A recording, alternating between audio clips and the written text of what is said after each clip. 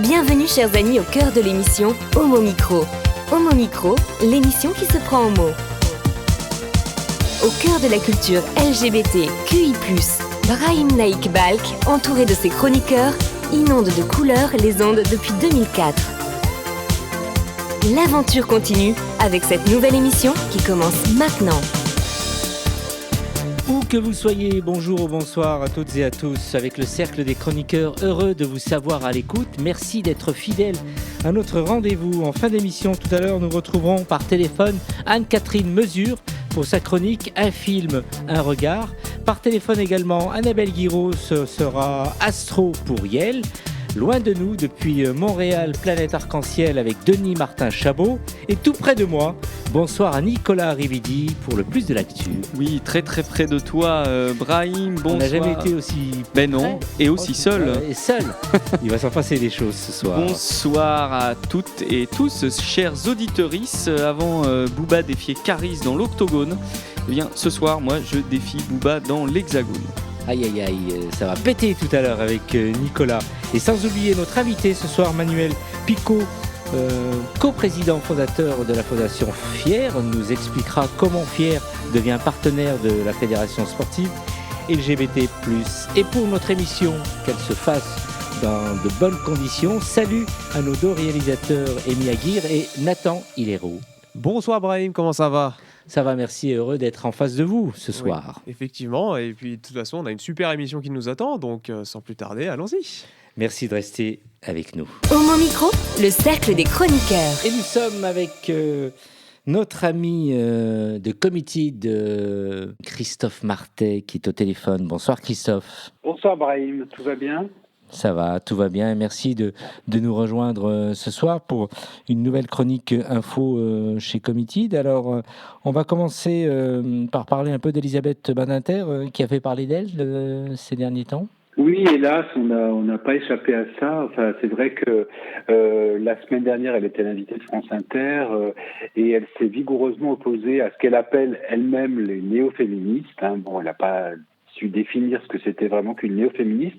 Mais en tout cas, on a bien compris qu'elle n'était pas une féministe nouvelle, en tout cas, parce que ce qui m'a le plus choqué en fait dans ses propos, c'est notamment qu'elle a expliqué qu'il y aurait une entente entre d'un côté les groupes islamistes, les néo-féministes, les gens de couleur, mais aussi que, donc elle parlait de l'intersectionnalité, et elle disait voilà, il y a une forme d'entente entre ces trois groupes. Bon, déjà on n'a pas très bien compris, mais surtout elle a appuyé son propos pour dire vous avez remarqué que les islamistes ne disent jamais un mot contre les militantes LGBT, jamais. Voilà, c'était ses propos, fermez les guillemets.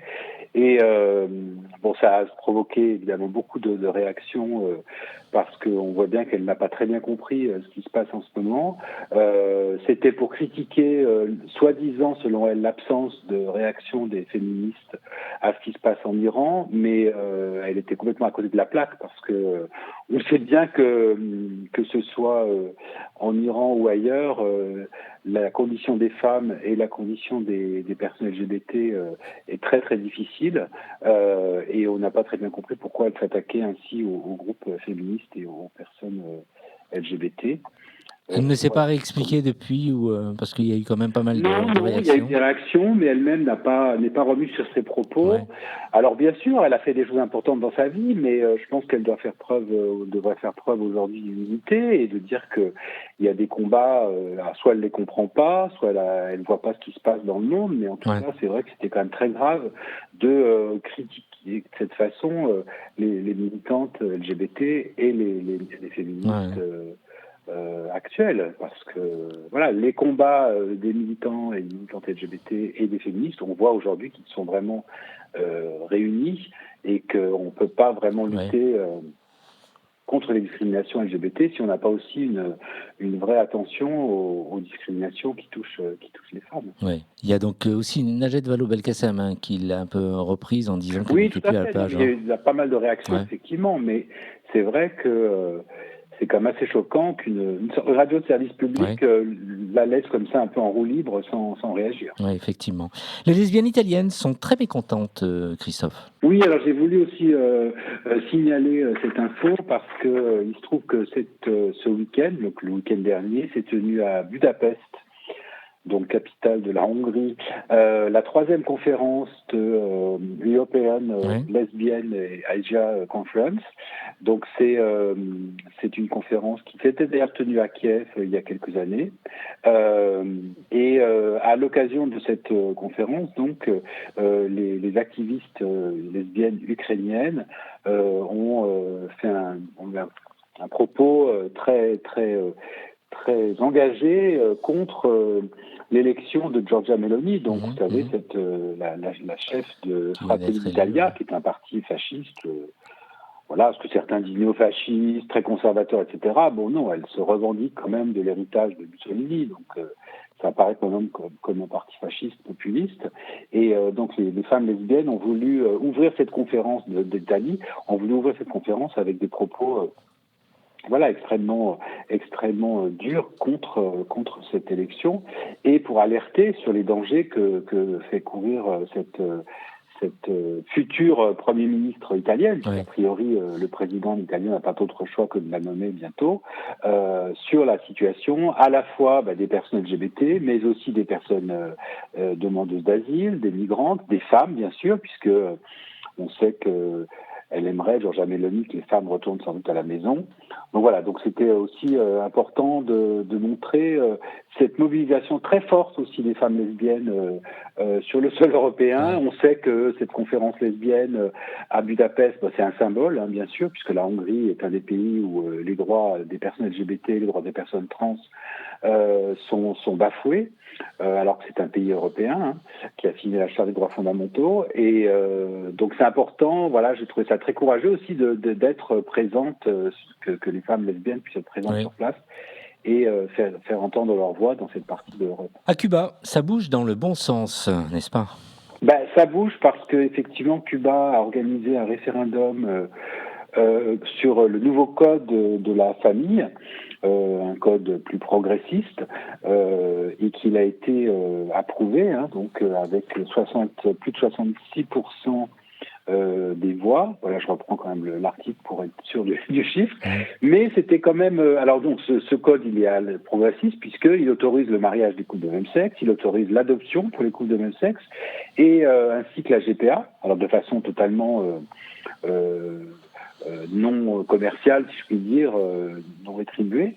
Mais en tout cas, c'est vrai que ça fait de ce petit pays d'Amérique, mais en tout cas très important symboliquement, puisqu'on sait que Cuba a été très longtemps un pays où les droits des homos étaient bafoués. On se souvient de Reinaldo Arenas ou d'autres qui ont dû fuir le pays en tant qu'homo. Et aujourd'hui, ça en fait un pays progressiste, puisqu'effectivement les droits des personnes LGBT sont reconnus.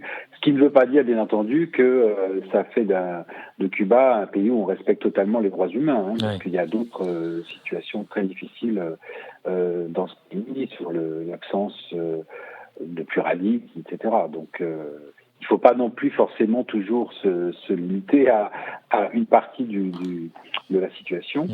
Et aussi, ce que signalait notamment la dépêche AFP, les observateurs sur place, c'est qu'il y avait quand même eu un très fort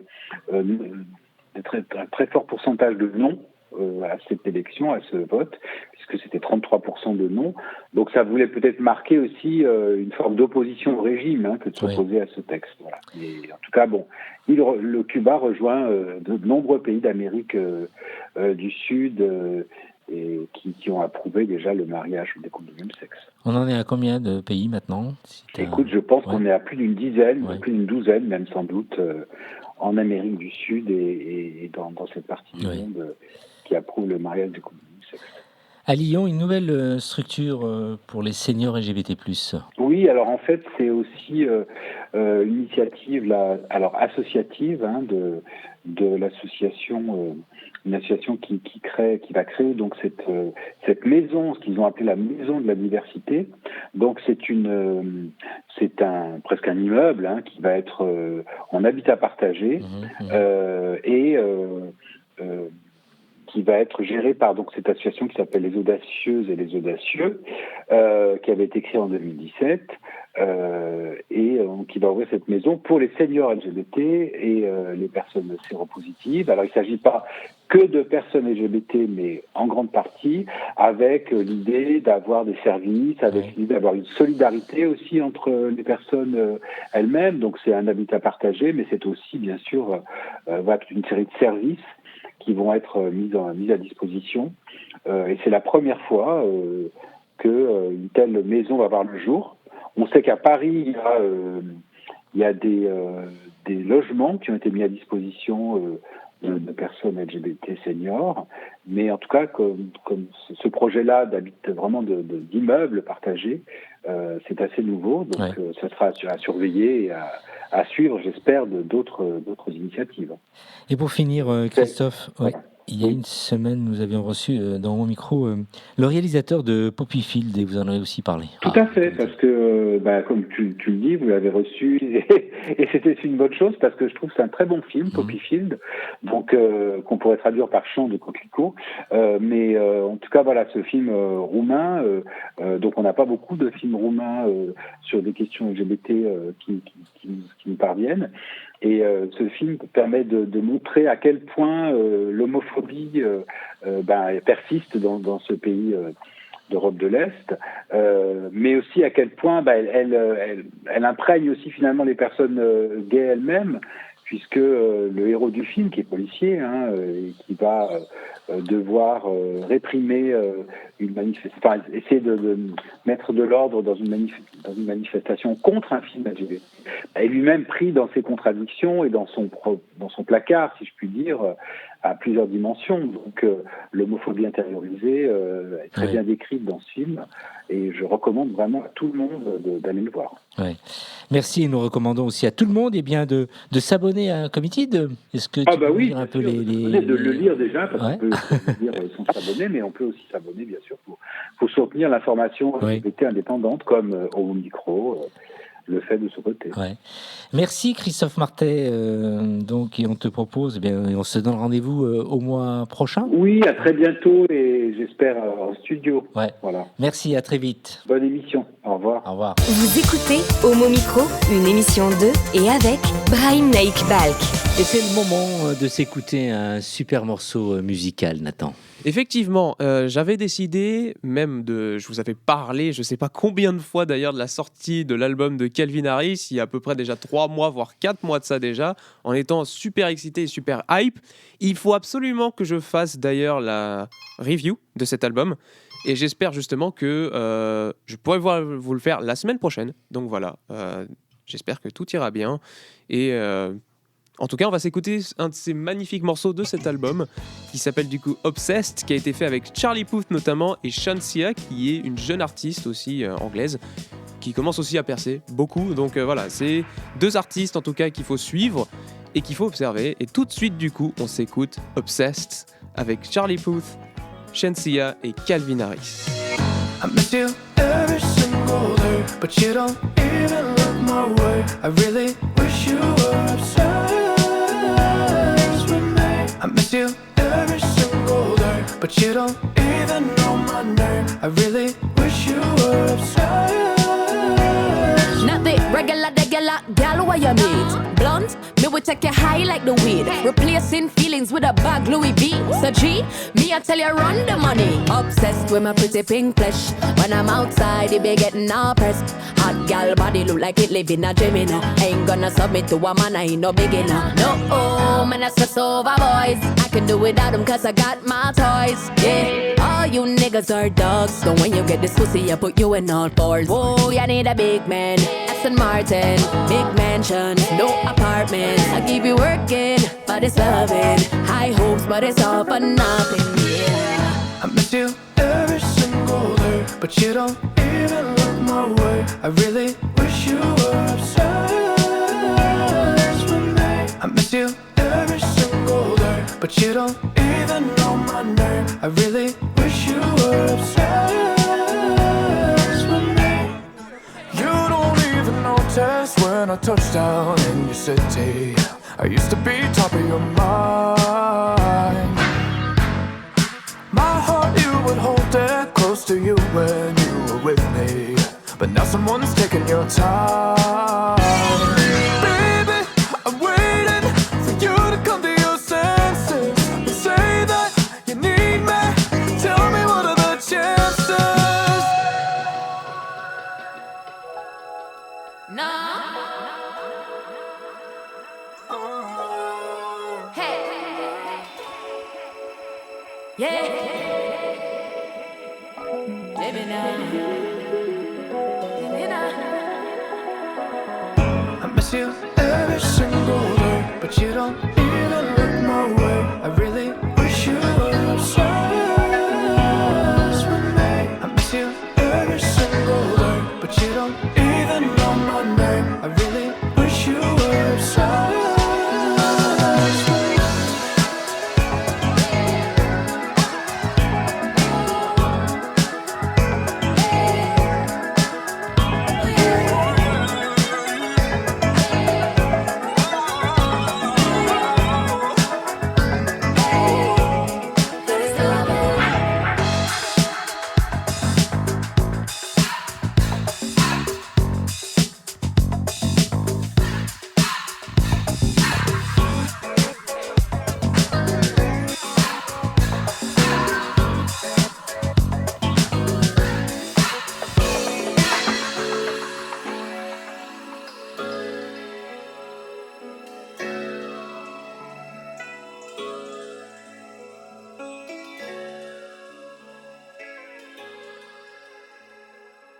Homo Micro, l'invité du jour. Et nous sommes avec notre ami Manuel Picot, coprésident fondateur de la Fondation Fier. Fier devient donc partenaire de la Fédération sportive LGBT+. Bonsoir Manuel Picot. Oui, bonsoir Brahim, bonsoir à toutes et à tous. Merci d'avoir répondu à cette invitation. Alors, deux structures, Fier et la Fédération sportive LGBT+. Avant de nous dire un peu pourquoi ce partenariat, expliquer le travail de Fier et de la Fédération LGBT+, Manuel. En quelques mots, la fondation Fier, elle a été créée en 2015 pour financer les Gay Games et on est devenu le légataire. Et aujourd'hui, elle œuvre dans trois buts pour l'inclusion, l'équité, le respect des personnes dans le sport ou la culture, quelle que soit leur orientation sexuelle ou leur identité de genre. Et à ce titre, on travaille avec le tissu associatif pour financer des projets. On construit un plaidoyer pour rendre le sport plus inclusif et on accompagne les associations ou les porteurs de projets dans la mise en œuvre de leurs projets ou dans la mise en œuvre de nos préconisations. Ouais. Et la Fédération sportive LGBT+, est une fédération qui a été créée en 86, au lendemain d'ailleurs d'une participation aux Gay Games, et qui rassemble aujourd'hui plus de 50 associations sportives dans toute la France, qui sont unies par la même vocation de faire du sport autrement, lutter contre les discriminations liées à l'orientation sexuelle ou l'identité de genre. Alors pourquoi ce partenariat et quel sera le rôle de chacun, Manuel ? En fait, on a souhaité officialiser un partenariat qui de facto existe depuis longtemps. La FSGL et la Fédération sportive LGBT+, et Paris 2018 étaient intimement liés dans l'organisation de cet événement. Néanmoins, ce sont deux structures et on a d'abord voulu afficher le fait qu'on défend les mêmes intentions, la même lutte contre les discriminations et le même engagement pour l'inclusion de toutes et tous dans le sport. Ensuite, on veut augmenter augmenter notre manière de fonctionner, de croisement, et notamment faire en sorte que les clubs, notamment de la fédération sportive, répondent plus à nos appels à projets pour innover et pour l'inclusion. Et puis, on souhaite que nos deux structures puissent agir de concert pour sensibiliser l'ensemble du mouvement sportif à l'inclusion des personnes LGBT. Il y a tellement de choses à faire que la fondation ou la fédération sportive ne peut pas tout faire, et donc on essaye de bien mettre le lien entre les deux. Et puis enfin, on va essayer de faire en sorte que l'ensemble du mouvement sportif LGBT soit labellisé label Fier Sport, puisque c'est un label que nous avons créé l'année dernière et qui valorise les organisations les plus inclusives. Il serait logique que toutes les associations et la fédération soient labellisées. Donc on va les aider pour que ça puisse se faire. Depuis que le dispositif existe, l'appel à projet, nous dire encore une fois comment présenter un projet, quel type de projet, et quels sont les projets qui ont été présentés jusqu'à maintenant, pour nous donner un peu des idées. Et est-ce que ce sont des projets qui viennent d'un peu, par exemple, de toute la France ou essentiellement... Alors on couvre effectivement toute la France. Le dernier projet qu'on a soutenu, c'est quand même à Paris. C'était une exposition qui est en cours à l'Institut du monde arabe à Bibi, qui est une exposition d'œuvres d'artistes LGBT arabes et musulmans. Donc on a trouvé que c'était intéressant que ce soit à cet endroit-là.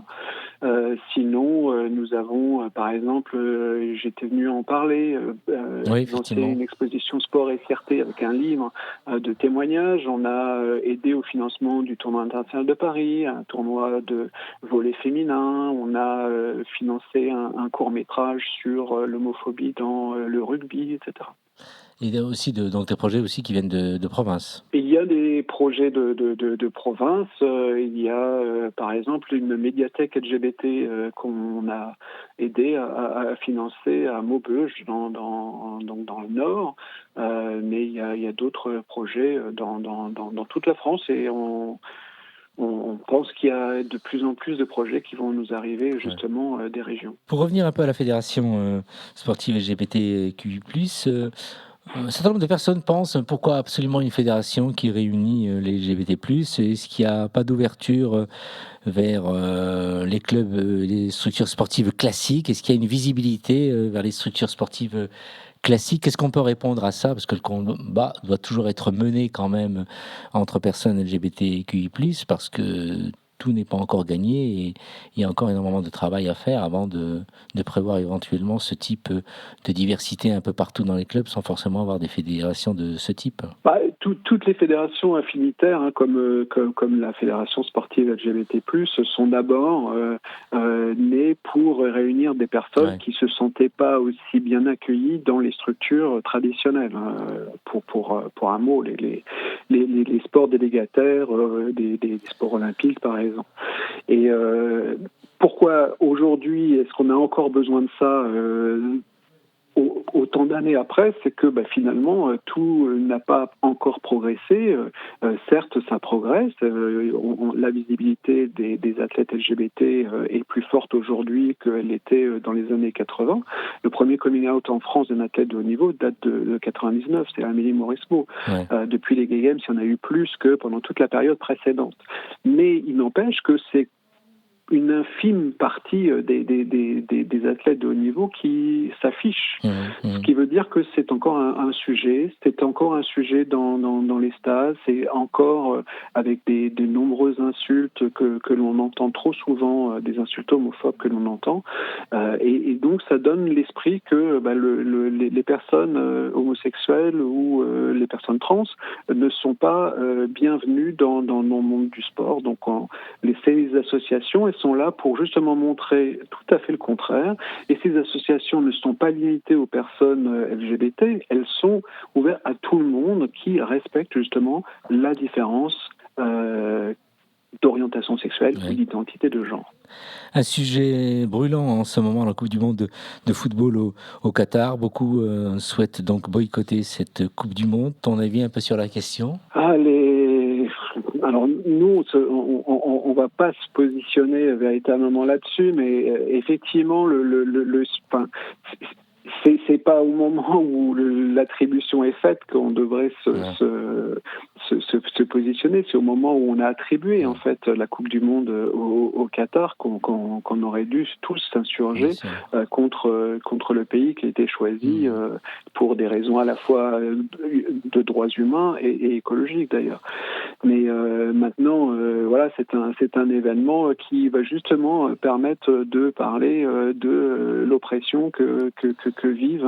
Justement, j'allais en venir, les LGBT+, ils ne souhaitent pas vraiment la visibilité. Dans ce pays. Voilà, après, est-ce qu'il faut boycotter ou pas boycotter ? De toute façon, les événements sportifs ont lieu dans le monde entier depuis des décennies et ont toujours montré que il se faisait dans des pays où les droits humains n'étaient pas forcément respectés, que ce soit en Russie ou en Chine ou bien d'autres. Oui. Merci Manuel Picot. Rappelons l'adresse de ton site internet. Fondationfier.fr. Très bien. Et pour présenter un projet, il suffit d'aller sur le site. C'est sur le site /projet. Fondationfier.fr/projet au pluriel. Et il y a la page d'explication avec tous les documents qu'il faut. Merci Manuel Picot. À très bientôt. À très bientôt. Au revoir. Bonne soirée à tout le monde. Bonne soirée, merci. Au revoir. Homo Micro, le cercle des chroniqueurs. Et nous allons enchaîner maintenant avec un homme qui est très loin de nous ces jours d'élection générale au Québec. Presque 6 300 000 personnes de cette province canadienne doivent élire les 150 députés qui formeront le prochain du gouvernement. Denis Martin-Chabot est à Montréal. Il anime une émission de radio dédiée à la diversité des orientations sexuelles et des affirmations ou expressions de genre, l'heure ou l'arc-en-ciel. Denis Martin-Chabot, à toi. Bonsoir Brahim. Au moment où vous m'écouterez, les bureaux de scrutin sont ouverts. 881 candidats et candidates de 21 partis se disputent 125 sièges à l'Assemblée nationale. De ces 21 partis, 5 sont vraiment dans la course. Et encore, les sondages donnent une longueur d'avance au gouvernement sortant, la Coalition Avenir Québec, la CAQ, un parti de centre-droite. En fait, avec 38% des intentions de vote, on peut s'attendre à ce que ce parti obtienne une majorité absolue qui pourrait atteindre 96 des 125 sièges. Le système électoral uninominal majoritaire à un tour et la division du vote entre les partis d'opposition favorisent la CAQ. En ce qui nous concerne, nos enjeux ont pratiquement été absents des débats pendant les 5 semaines qu'a duré la campagne. Pourtant, le parti au pouvoir a été grandement critiqué pour sa réforme du droit de la famille. Au départ, la réforme, qui se voulait inclusive des personnes trans et non-binaires, imposait l'obligation d'une chirurgie génitale pour changer la mention de sexe à l'état civil. C'était pourtant plus requis depuis 2013. Après un tollé, le gouvernement a reculé, mais pour plusieurs, la confiance n'y est plus. Et puis, le gouvernement de la CAQ n'a pas avancé non plus sur la pluriparentalité, ou le fait qu'un enfant pourrait avoir 3 ou 4 parents. C'est reconnu par les lois dans plusieurs autres provinces canadiennes, mais ce ne l'est pas au Québec. Les crimes haineux, l'intimidation en ligne, l'intimidation à l'école, ça demeure des problèmes, mais le gouvernement québécois sous-finance ou mal-finance les groupes communautaires qui travaillent dans la lutte contre ces fléaux. Et l'État québécois doit aussi faire plus pour combattre le VIH, notamment dans le cadre de campagnes de sensibilisation. Le fameux I égale I, indétectable égale et transmissible, ne fait pas encore partie des messages de la santé. Ces questions n'ont pas été soulevées par les politiciens et politiciennes. Ce sont des médias spécialisés, dont la revue Fugue et mon émission de radio, qui l'ont fait. À noter qu'un des 5 grands partis a un chef ouvertement homosexuel, soit le Parti conservateur, dirigé par un polémiste de la radio Poubelle de Québec. Vous dites trash, je crois, en France. Lui, il estime que les communautés 2 LGBTQIA+, n'ont plus besoin de soutien financier ou quoi que ce soit, car tout va très bien pour nous. Brahim. Homo Micro, le cercle des chroniqueurs. Et nous en allons sans tarder avec Annabelle Guiraud, Astro pour Yel. Bonsoir Annabelle. Bonjour à toutes et tous. Comment allez-vous ? Ça va, merci. Tu nous manques déjà, tu sais, loin de nous. Je reviens la semaine prochaine. Et oui, donc pour bien commencer ce mois d'octobre, rien de mieux qu'un petit astro pour Yel, votre horoscope 100% décalé qui plaît beaucoup à Nicolas Rivédé. Alors, que te réservent les astres pour ce mois d'octobre? Eh bien, on va commencer par faire un point sur leur rotation. Je ne te cache pas que ça rétrograde encore sec ce mois-ci entre Mercure qui a fini sa course de octobre, Neptune, Uranus, Jupiter qui sont à fond les ballons, Saturne qui finira son half tour le 23 octobre et Mars qui s'élancera à partir du jour d'Halloween. Tu vois ce qui se passe dans le ciel. Eh bien, ça sera pareil pour toi, pour moi, en octobre. Ça va pulser. Ah oui, j'allais oublier, le 9 octobre, c'est la pleine lune en bélier. Alors, à ce qui paraît, on devrait être explosif dès le réveil. Bon, il n'y a pas à dire, l'horoscope de ce mois, c'est vraiment de la dynamite. Allez, fini de te faire trépigner. Je vais passer à ce qui t'intéresse le plus, toi et ton horoscope personnel. Commençons par le signe du moment, Balance. Cupidon est avec toi. Célibataire, tu enquilles les dates. En couple, tu consolides. Côté boulot, hyper impacté par Saturne qui rétrograde. Il y a de la nouveauté qui s'annonce dans ton travail. Ouh là là, je te vois déjà te décomposer. Ne stresse pas, tu sais, tous les changements ne sont pas négatifs. Keep cool, petite Balance. Prends du recul. Et avec ta carte bleue, aussi, tu sais, ton anti-stress fichier. Eh bien, la paire de Louboutin ou le dernier iPhone, attends encore un peu, d'accord? Scorpion, tu es sur tous les fronts. Amour, santé, travail, 1000 idées à la seconde. Jamais fatigué. Tu es dans une autre sphère, tellement montée sur 100 000 volts que ton excentricité pourrait te pousser à l'excès. Dans les dépenses. Alors, programme un petit plafond ce mois-ci pour ta CD. Je te vois venir. Bon, pas un petit costume bobos? Non. Tu vas acheter la boutique vu comme t'es parti. Sagittaire.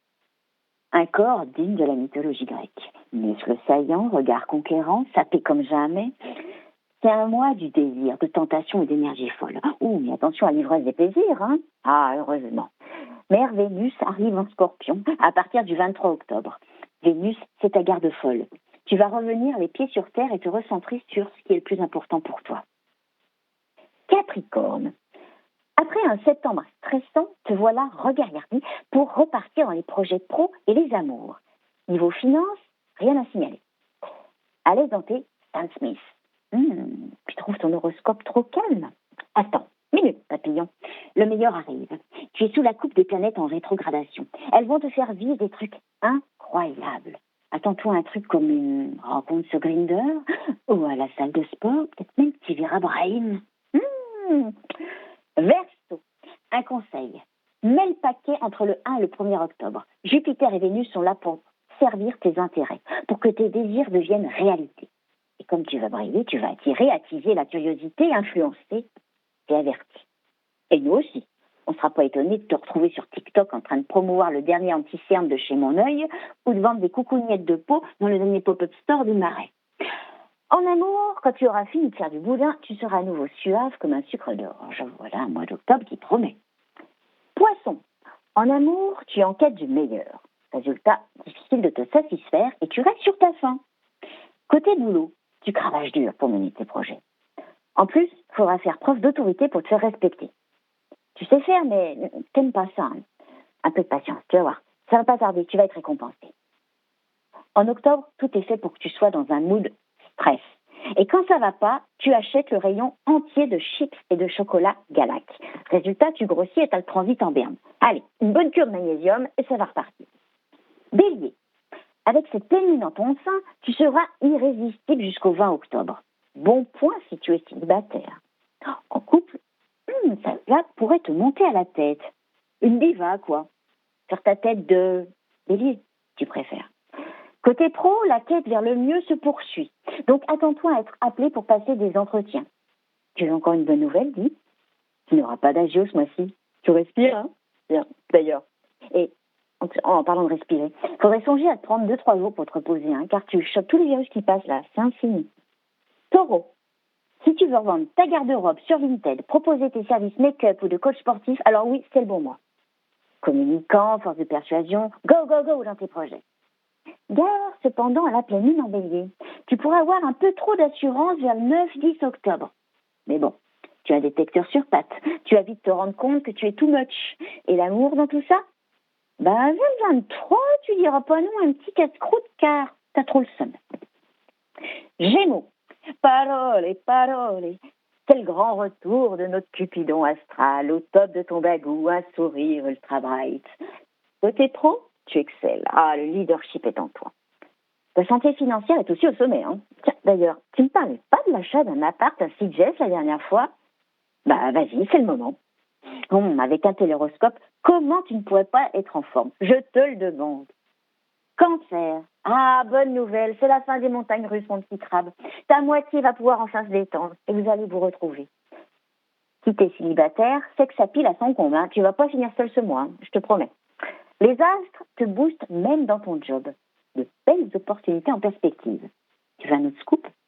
Tu vas pouvoir te refaire la crise financière en octobre. Soulagé, non? Et ta santé? Oh, tout roule, donc no stress pour ce mois. Lion. En septembre, on ne pouvait pas t'arrêter, un vrai zébulon. Octobre, c'est le revers de la médaille. Tu boirais du Red Bull du matin au soir. Quand ça veut pas, ça veut pas. Hein. En amour, tu vas pas te reconnaître. Avec les rétrogradations de Saturne et Jupiter, tu es dans le doute, fragile, difficile à satisfaire. Ah, un point positif. La pleine lune du 9 pourrait stimuler ta créativité. Tu vois, t'as pas tout perdu. Ouf. Et enfin, on va terminer par le dernier signe, les vierges. C'est le jour et la nuit avec septembre. Hein. Sur absolument tous les fronts. Tu poursuis ta quête de l'amour et même que tu vas aller au-devant des autres. C'est comme ça en octobre. Même pas peur. Et dans le boulot, tu ne laisseras pas marcher sur les harpions. Et tes compétences devraient être récompensées rapidement. Enfin. Mais gare avec cette confiance. Tu sais comment ça finit chez toi. Tu crames la CB sur Amazon et vente privée. Voilà. C'est fini pour Astro Pourriel pour ce mois-ci. Merci. À toutes et tous. Merci Annabelle. Alors, je suis sûr que dans quelques temps, tu vas monter ton site internet payant autour de l'astrologie. Moi, je me suis retrouvé dans mon signe. Je ne sais pas si Nicolas, c'est pareil. L'horoscope des Gémeaux, c'est pour expliquer qu'on est les meilleurs, qu'on va tout déchirer, etc. C'est un shot de comment dire de bonnes ondes et de motivation. Combien de temps il te faut pour préparer cette chronique autour de l'astrologie? Combien il me faut? Il me faut, on va dire 8 à 10 heures de travail. 8 à 10 heures de travail? Ouais. C'est fou, à quel moment tu travailles? Dans le train. Dans le train. Très bien. Il n'y a pas de week-end. Ouais. Merci en tout cas. Il y a lundi prochain, donc en direct avec nous. Et oui, à très vite. À lundi pour une rubrique, pour une chronique littéraire. À très vite. À très vite. Bonne semaine à toi. Homo Micro, l'émission LGBTQI+, qui se prend au mot. Et nous retrouvons Nathan pour la musique. Alors Nathan, ton signe astrologique, c'est Vierge, paraît-il? Non. Non. Malheureusement, ce n'est pas le cas. Donc, pour cette musique, du coup, je voulais un peu couper avec tout ce qu'on a vécu.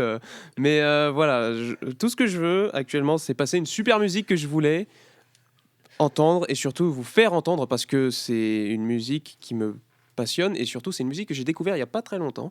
Donc, je voulais absolument en fait retrouver cette musique et vous la faire écouter pour savoir ce que vous en pensiez après coup. Voilà, donc...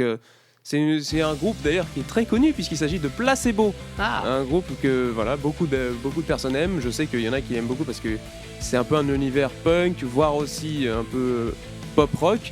Donc voilà, je voulais vous le passer. Ce fameux morceau d'ailleurs qui est sorti il y a 4 mois de ça, mais que j'écoute toujours d'ailleurs et qui est super, qui est magnifique. Il s'agit de Beautiful James de Placebo. On écoute ça tout de suite. Bring me back to life. Let me go. Your troubles and your strife, I saw them. Take me by the hand.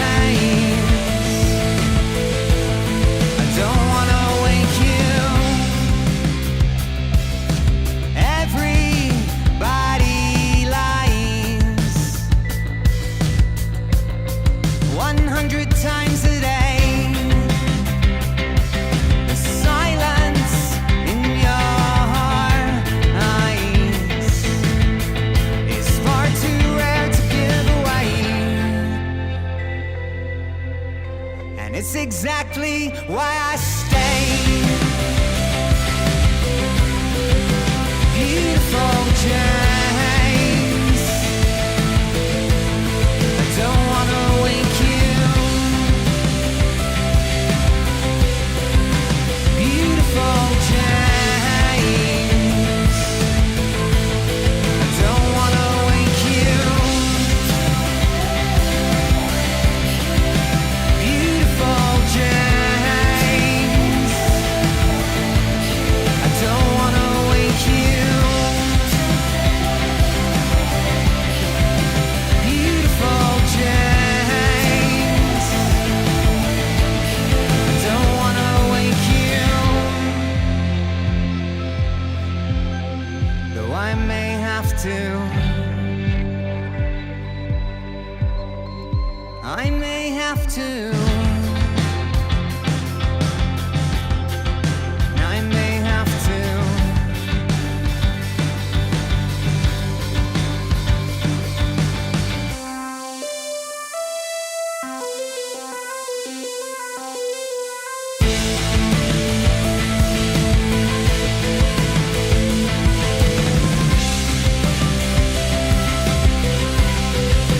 Beautiful James, I don't wanna wake you.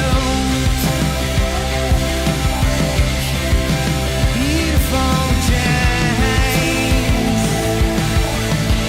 I don't wanna wake you. Beautiful James, I don't wanna wake you.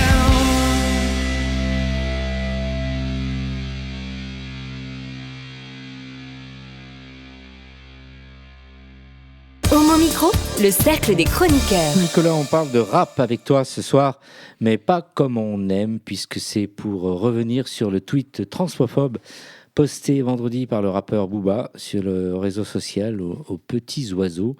Tu peux nous en dire un peu plus ? Eh bien, Brahim, tu vas pouvoir juger par toi-même, puisque vendredi, en fin d'après-midi, Booba a posté la réaction suivante à la décision du Conseil d'État autorisant les enfants transgenres à utiliser le prénom de leur choix à l'école. Donc, Booba tweet : « Si mon fils rentre de l'école un jour et me dit qu'il s'appelle Mireille, on va avoir un sérieux problème. » Emoji mort de rire, emoji sourire glacé, emoji facepalm. Il ajoutera plus tard, histoire qu'il n'y ait pas de doute ni d'ambiguïté, Booba pas transphobe, Booba pas vouloir que des inconnus fassent l'éducation sexuelle de nos enfants en pleine construction physique et mentale. LGBT c'est super, mais ça doit être interdit aux mineurs. Voilà, mon discours est sensé et juste. Fin de citation. Alors, bon, ça mange pas de pain de conclure comme ça, on n'est jamais aussi bien servi que par soi-même. Alors, Boubou, c'est quand même un bon gros mâle alpha avec une bonne grosse paire de couilles à la place du cerveau, ou un cerveau à la place de ses couilles. Bref, on s'y perd. D'ailleurs, lui-même essaye de nous éclairer, puisque sa bio Twitter, c'est « Il va vous falloir des couilles et un cerveau ». Ne le laissez pas à côté d'un barbecue, hein. Il va mettre Sandrine Rousseau en PLS. Bon, le Gus a presque 6 millions d'abonnés, donc ça a un certain poids, et dans le contexte, ce n'est pas anodin. De quel contexte parles-tu exactement ? Eh bien, celui de la montée des mouvements traditionnalistes un peu partout dans le monde. Vous allez voir, ça se tient. Alors, en fait, nous sommes cernés depuis déjà plusieurs décennies par un mouvement d'ampleur qui tend à vouloir sanctuariser un fantasme de la famille dans l'imaginaire collectif. De nombreux pays opèrent un repli identitaire bien costaud. Alors, pour imaginer le truc, il faudrait, ça pourrait ressembler à un anus qui se referme après la sodomie. Tu vois, eux considèrent que c'est un réflexe de survie. Moi, j'ai plutôt tendance à penser que c'est notre survie à nous qui est menacée. Alors, rien qu'en Europe, on a la Turquie, la Pologne, la Hongrie, la Russie, l'Italie qui vient de basculer. C'est pas une invasion, mais c'est pas rassurant non plus. En tout cas, les moralistes à 2 balles et les excités du goupillon sont dans la place, et ça va être dur de les en déloger. Si j'étais au reste du monde, il y a presque quoi de se tirer une balle. Alors me direz-vous que vient faire Booba là-dedans, d'autant que si je le comparais à un anus, ce serait quand même franchement dégueulasse pour les anus. Eh bien, quand Booba fait sa sortie sur son fils dont l'école veut changer son genre, soi-disant, et que LGBT c'est cool, mais pas avant 18 ans, eh bien il reprend à son compte ni plus si moins que l'intégralité des discours LGBTQIA+ phobes prémâchés en Russie, en Hongrie ou aux États-Unis. Il n'y a pas de raison d'attaquer que l'Est. Il se fait le porte-parole de cette idéologie ici, exactement, comme la mère Boutin, comme la Manif pour tous, comme l'autre chèvre d'Agnès Steel. Bref, là encore, si on s'amuse à décompter le nombre de parlementaires ou de ministres qui un jour se sont dit « Tiens, je vais chier sur les LGBTQIA+, ça va me faire quelques voix », il y a aussi de quoi se tirer une balle. Rien qu'au gouvernement, il y a 3 ministres qui sont bien louches et les autres qui auraient pu bouffer au resto avec des nazis et qui seraient sortis de là en répondant aux journalistes. Je ne souhaite pas commenter. Ok, le parallèle est un peu ardos, mais franchement, ça s'appelle comment des gens qui organisent la déportation de personnes gays, lesbiennes, bi, trans ou queer, par exemple en Russie ou en Tchétchénie, pour ne citer que, ou qui organisent les conditions pour qu'on se foute en l'air à tel point le climat devient irrespirable. Là, c'est une bonne partie de tous les pays qui, sans condamner, font en sorte qu'on puisse pas vivre. En fait, Boubou, sous ta chemise Gucci et tes lunettes fumées qui valent 3 fois mon salaire, t'es une bonne petite graine de SS, une bonne petite saloperie, plus prompte à diffuser les discours de Poutine en France que de défendre les principes de la République qui dispose et qui t'impose, entre autres, et avant tout, que tous les humains naissent et demeurent libres et égaux en droit. Avec ce petit tweet assassin, Booba nie l'humanité des personnes trans et donc leurs droits les plus fondamentaux. Tout ça au nom d'une morale moisie, nourrie par des religions abjectes, qui discourent sur notre extermination depuis déjà des milliers d'années. Booba n'est pas le virus, c'est un symptôme, un gros star sur la gueule de notre société. On peut toujours le crever, il y en a d'autres qui apparaîtront tant que le venin idéologique n'aura pas été extrait. Mais le plus succulent n'est pas là. Le plus succulent, c'est surtout que Booba est terrorisé. Terrorisé par le lobby LGBT ? Oh non, terrorisé à l'idée que son fils ou sa fille un jour se révèle à lui en tant que gay ou lesbienne, cis ou trans.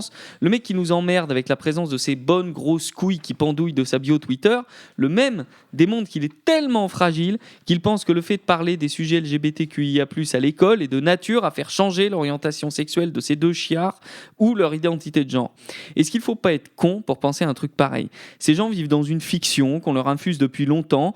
On pourrait penser que le réflexe identitaire, que le fantasme culturel touche surtout les laissés pour compte de la course au progrès. En fait, il n'en est rien. Partout, un mouvement se lève. Alors, il est porté par le tout venant et puis aussi par des célébrités, des personnalités, des stars. Il est lourdement financé par la Russie, mais aussi par de riches donateurs à travers de nombreux pays. Je citais les États-Unis tout à l'heure et ça a été documenté scientifiquement. Voilà, donc pour parler à ces terrorisés de la modernité. En France, on peut citer par exemple comme influence le groupe Bolloré. On peut citer Murdoch en Australie et aux US avec sa chaîne de télé Fox News. On peut citer aussi les chaînes d'État russes RT et Sputnik, et puis les chaînes qataris avec AJ+, et notamment AJ+, en français, qui contribuent lourdement à infuser tout un tas de logiques très réactionnaires dans les pays occidentaux. Et le plus de l'actu ce soir, Nicolas ? Eh bien, la masculinité toxique de Booba n'a d'égal que sa peur panique du monde dans lequel il vit.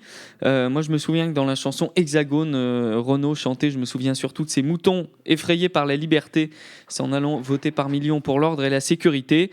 Eh bien, la conclusion de tout ça, c'est que ni couille ni cerveau pour notre ami Booba. Je plains surtout ses enfants d'avoir un père aussi con. Merci Nicolas. Qu'est-ce qu'on peut dire ? Tu n'as jamais écouté les morceaux de Booba avant qu'il n'intervienne ainsi, ce monsieur ? Eh ben non. Non.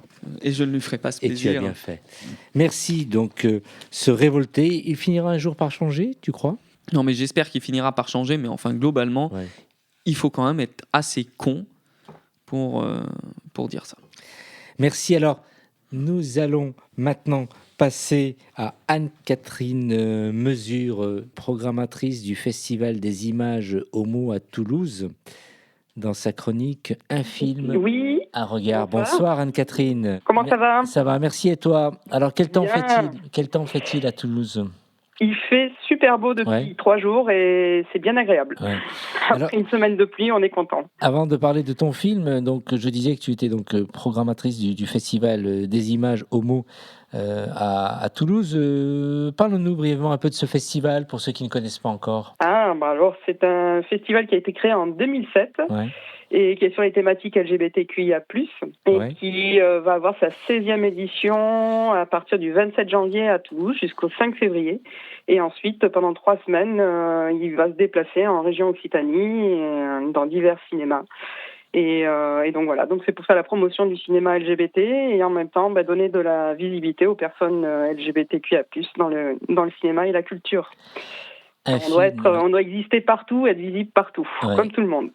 Voilà. Et tu as pour coutume donc de présenter à chaque fois un film, un coup de quelque chose que tu as envie de nous passer, donc un coup de cœur, donc un film à regarder, dis-nous tout à propos de ce film. Donc il s'agit de Tremblement sur les thérapies de conversion, et l'influence des évangélistes en Amérique latine. C'est un beau film du Guatemala. Ouais. D'un réalisateur qui s'appelle Jairo Bustamante, qui avait fait un film avant qui s'intitulait Ishkanu, qui était aussi très beau, mais pas sur les thématiques LGBT, mais plutôt les thématiques amérindiennes. Et là, pour Tremblement, donc déjà ce film a reçu le prix du public au Festival de Cinéatino à Toulouse en 2019, c'est là où je l'ai découvert. Et pour faire un pitch rapide, c'est un homme qui s'appelle Pablo, qui a une quarantaine d'années, qui est marié, qui est très pieux, et qui est papa, et qui décide à un moment donné de vivre son amour pour Francisco au plein jour. Et donc il quitte sa femme pour aller vivre avec l'homme qu'il aime. Et là, en fait, se met en place un système d'asphyxie sociale, familiale, et pour le pousser à craquer, tout simplement, et à revenir sur sa décision. Et donc, qu'est-ce qui me plaît dans ce film? Quel est le regard que je trouve particulièrement intéressant? Déjà, c'est de voir que on pourrait avoir un petit a priori comme quoi le milieu social peut parfois protéger quand on est vraiment de la haute bourgeoisie. Et en fait, dans le film, on voit que non. Donc, c'est pas parce qu'il est riche que ça lui donnera une liberté supplémentaire. Et ensuite, ce que je trouvais intéressant, et ça fait un écho à l'actualité et peut-être à ce qui a pu être dit un peu avant par notre chroniqueur, c'est la place des religions et notamment des évangélistes, qui est un courant protestant qui se développe beaucoup en Amérique latine, qui vient des États-Unis, et qui promeut des centres de thérapie de conversion, qui sont de véritables centres de torture pour les LGBT, pour les faire renoncer, et les faire passer pour malades et renoncer à ce qu'ils sont réellement. Et l'actualité, c'est tout simplement que les évangélistes font partie des gens qui soutiennent, par exemple, Bolsonaro. Et on peut penser aux élections du Brésil qui ont eu lieu le week-end dernier. Et on sait que l'Église évangéliste est un gros soutien financier et aussi fait partie de l'électorat de ce candidat d'extrême droite. Et soutient totalement sa politique, du coup, qui est anti-LGBT. Et pour faire un petit parallèle aussi à l'actualité française, on peut rappeler par exemple que les thérapies de conversion ont définitivement été interdites en France en janvier de cette année, en fait. C'est quand même très récent. Oui. Voilà.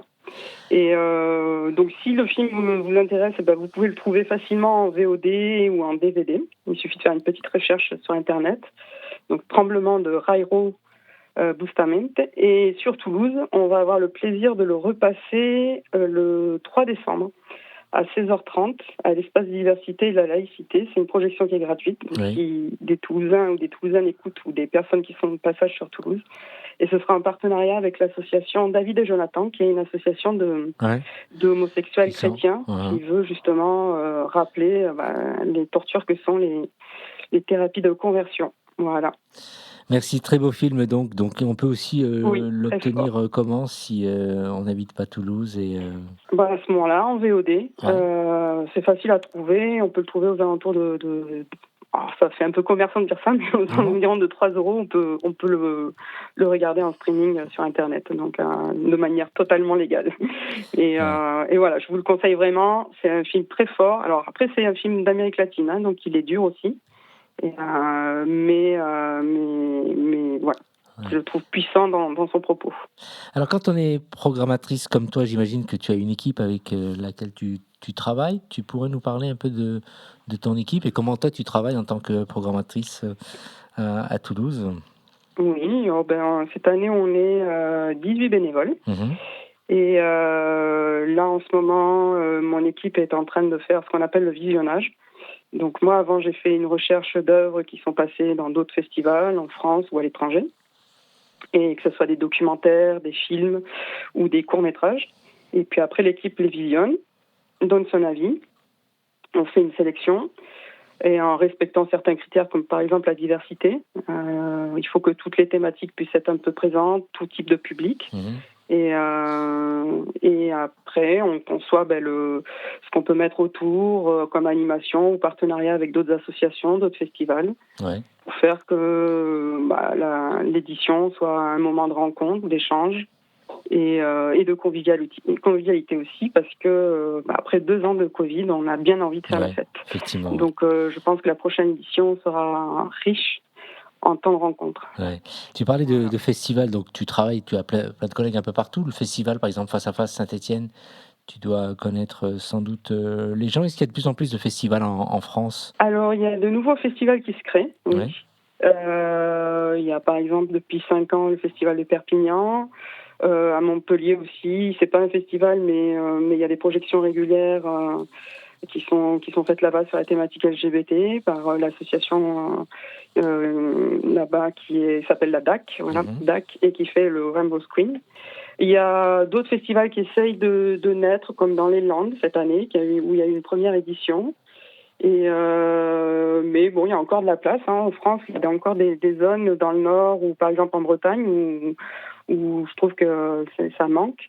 Donc il y a encore la possibilité de créer de nouveaux festivals, et c'est une bonne chose parce que du coup ça donne la visibilité à ce cinéma-là, qui n'est pas toujours un cinéma qui sera dans le circuit commercial, quoi. Donc c'est la plus-value des festivals de mettre en avant des pépites qui sortiront probablement pas au cinéma et qui seront plutôt en streaming, voire des fois plutôt dans leur pays d'origine. Donc il faut avoir une bonne maîtrise des langues étrangères dans ces cas-là. Voilà.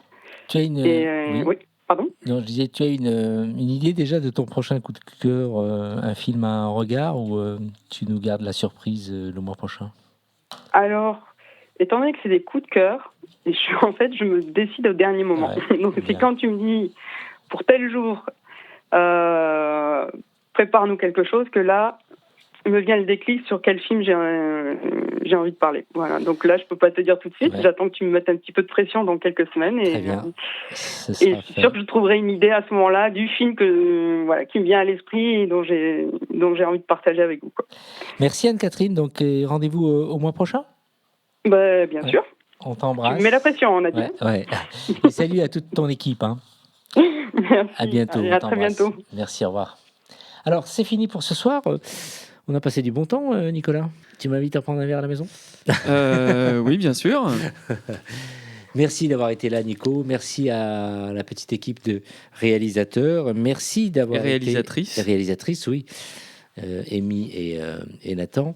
Et on se retrouve la semaine prochaine. D'ici là, passez une bonne semaine. Prenez soin de vous et portez-vous bien. Ciao, ciao.